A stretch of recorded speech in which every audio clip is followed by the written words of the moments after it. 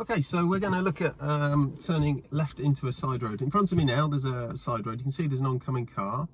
They're cutting that corner really badly, so they need to turn around the middle bit of that road. Just that for future reference. We're turning into a side road on the left. We're on the major road, that's the minor road.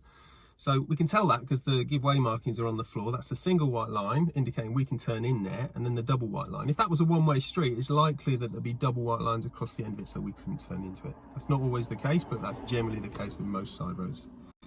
Okay, so the routine we're going to use is mirror signal manoeuvre, but the manoeuvre part is broken down into position, speed and look. So it's really important that we try and follow that, and that's the basis for all junctions, side roads on the right, T junctions, roundabouts, mini roundabouts.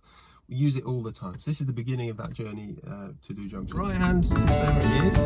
Curbs in the bottom corner, do half a turn, looking into the road, no pedestrian turn, left hand ready, keeping the